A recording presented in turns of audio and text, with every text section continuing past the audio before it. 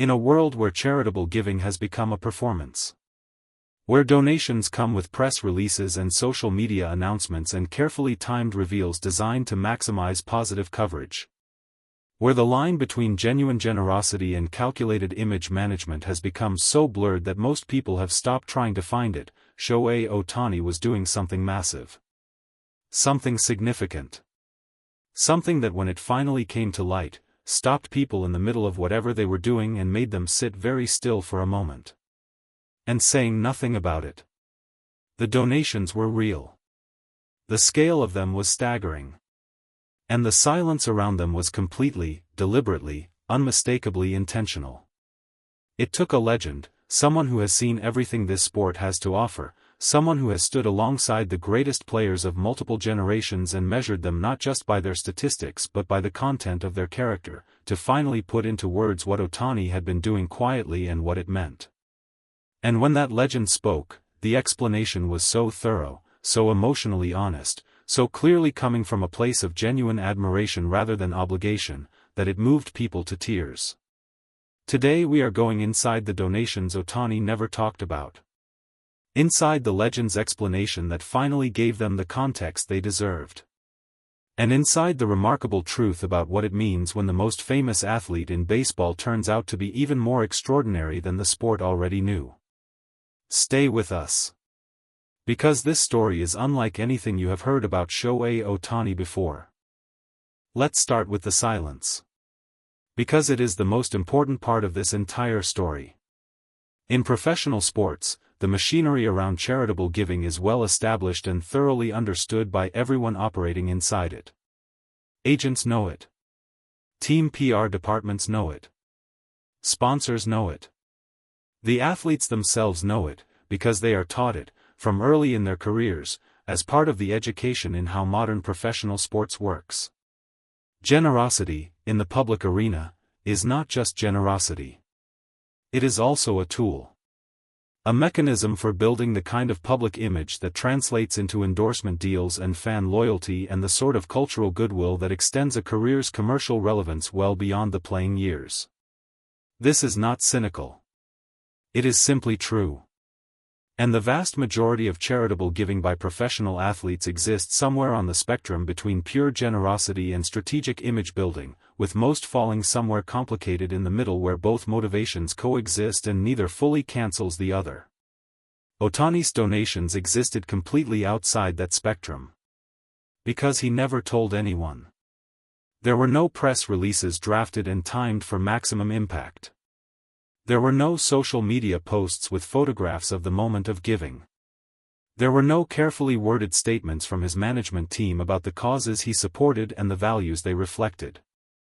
There were no opportunities created for journalists to cover the story and generate the kind of warm, humanizing coverage that every public relations professional dreams of producing for their client. There was just the giving. Quiet. Consistent. Significant in scale. And surrounded by a silence so deliberate and so complete that it took considerable time before the full picture of what he had been doing began to emerge. When it did emerge, when the donations became known not through any announcement by Ohtani or anyone connected to him, but through the natural process of information eventually finding its way into the light, the reaction from people who had spent years covering him, analyzing him, writing about him, was something close to shock. Not because they were surprised that he was generous. His character had always suggested generosity was likely. But because of the scale. And because of the silence. The combination of those two things, massive giving and complete silence about it, is rarer than most people realize. And it matters more than most people initially understand. The picture that emerged was not one large, headline-generating donation made at a convenient moment in a public career. It was not a foundation established for the primary purpose of having a foundation, for the structural benefits and the optics and the platform it creates. What emerged was a pattern. A consistent, ongoing, deeply personal pattern of giving that reflected something about how Ohtani relates to the world around him that no amount of press conference watching or statistical analysis had previously revealed. The causes were not random.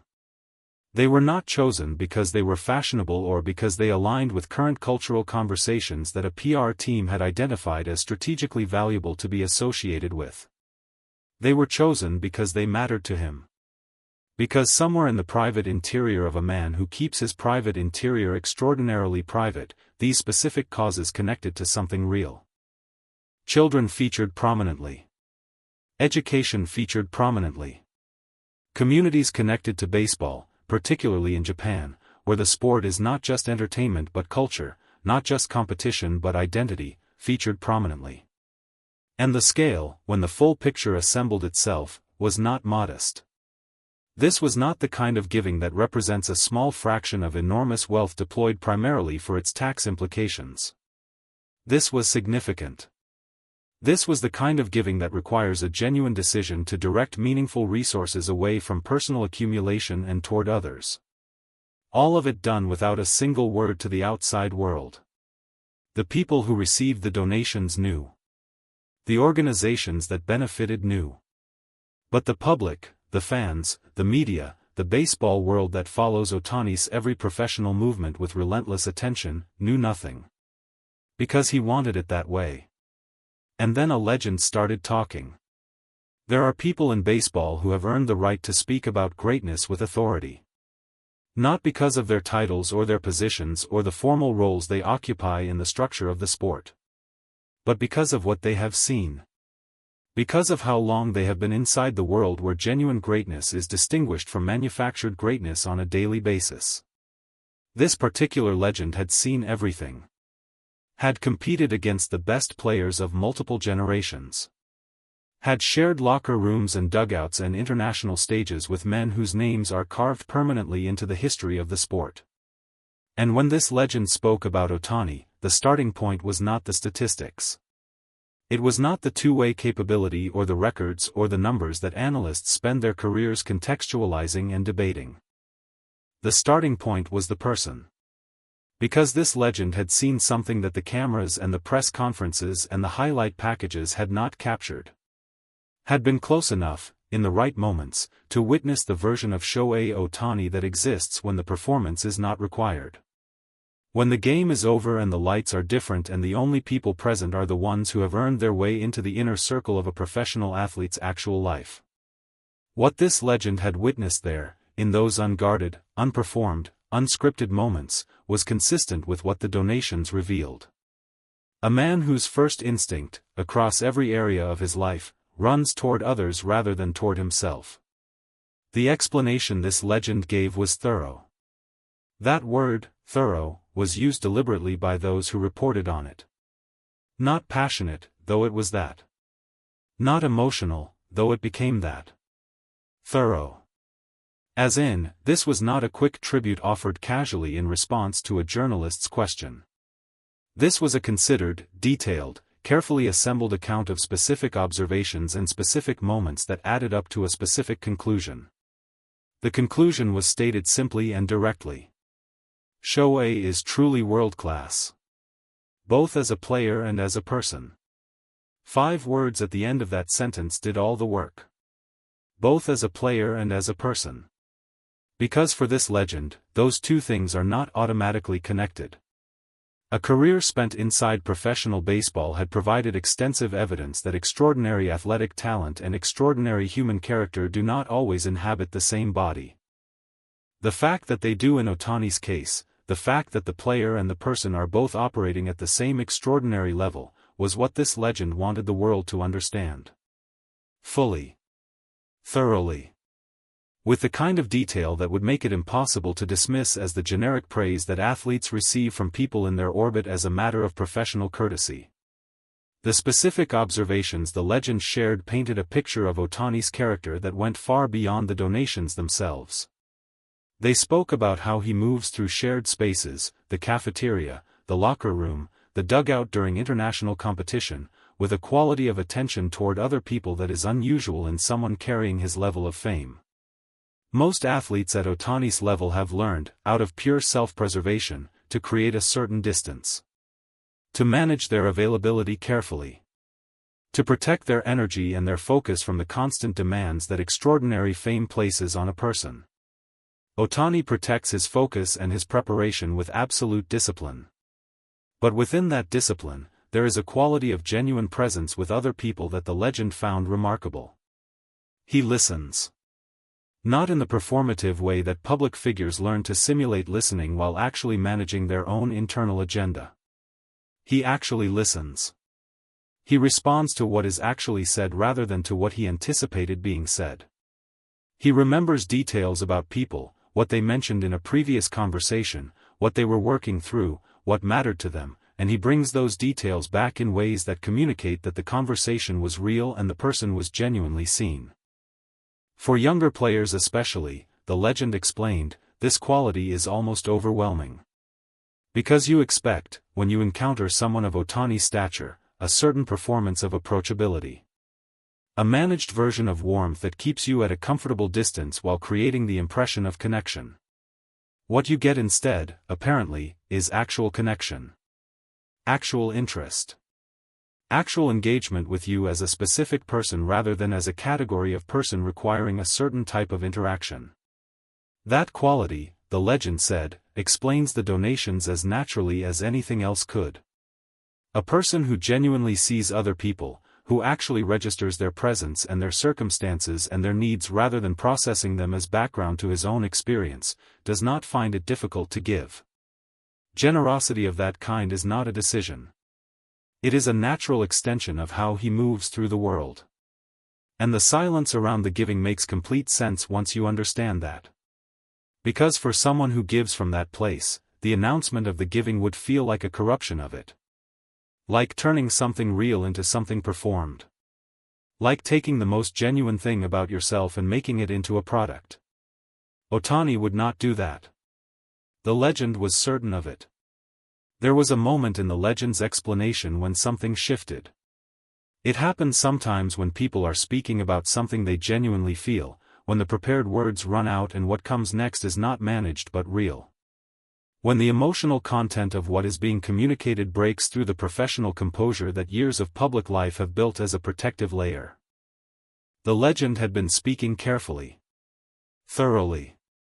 With the kind of structured precision that suggested this was something they had thought about deeply before being asked to articulate it publicly. The observations were specific. The language was considered. The overall impression was of someone who had decided that this was important enough to get right. And then they arrived at the donations. At the specific reality of a man who had given enormously and said nothing. Who had directed significant resources toward others and then returned to his preparation and his routine and his relentless pursuit of excellence as though nothing extraordinary had happened.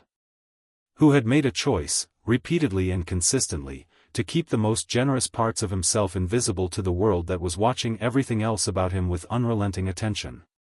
The legend stopped. Just for a moment.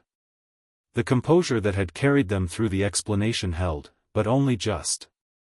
What was visible in that moment was the kind of emotion that arrives when admiration for another person collides with something more personal.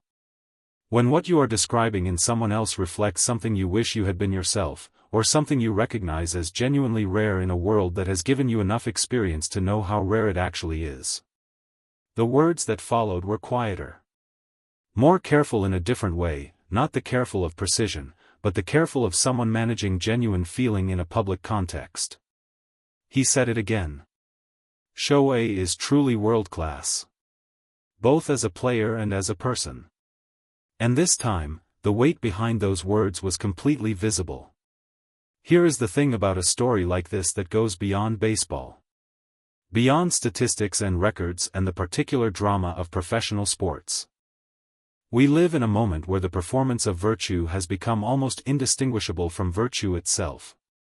Where doing good things and being seen doing good things have collapsed into the same act so completely that the idea of doing good things without being seen feels almost countercultural. Almost strange. Almost naive. Otani's silence around his giving is a rebuke to that collapse. Not a deliberate or aggressive rebuke, because that would itself be a performance, and performance is precisely what he is refusing.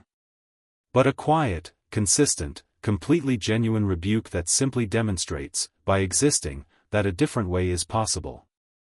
It is possible to give without announcing. It is possible to care without performing the caring. It is possible to direct your resources and your attention toward others without making the direction of those resources and that attention into content.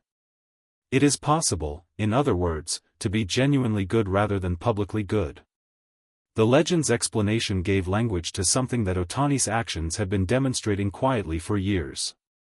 It gave the world a framework for understanding why this particular combination, the world-class player and the world-class person existing simultaneously in the same human being, feels so significant. Because we have learned, through repeated exposure to the way modern public life works, to be skeptical of that combination. We have learned that what looks like virtue from the outside often has angles and motivations that are less pure when examined closely. We have learned to look for the performance behind the performance. With Ohtani's giving, there is no second performance to find. There is just the giving. Quiet. Consistent. Significant. Surrounded by a silence that is itself the loudest possible statement about who he actually is. He never told anyone. That is where this story started. And it is, in the end, where everything meaningful about it lives. In a sport that produces legends regularly. In a career that has already generated statistics that will outlast everyone currently alive to appreciate them. In a public life surrounded by more cameras and more scrutiny and more carefully managed information than almost any athlete in the history of the game. Shohei Ohtani found a way to keep the most important thing about himself completely private. Not the records. Not the preparation. Not the discipline or the composure or the relentless pursuit of excellence that has made him the most talked about player in professional baseball. The giving. The quiet, enormous, consistent, anonymous giving that nobody knew about until it could not stay hidden anymore. A legend saw it. Understood it. And could not, in the end, stay silent about it, because some things are too important to leave unspoken. Because some standards of character are too rare and too valuable to let pass without documentation. Shohei is truly world-class. Both as a player and as a person. 5 words at the end of that sentence contain everything. Both as a player. And as a person. In a world that has learned to separate those two things, to admire the performance while remaining skeptical of the performer, Shohei Ohtani quietly, consistently, and completely refuses to be separated. He gives. He says nothing. He goes back to work.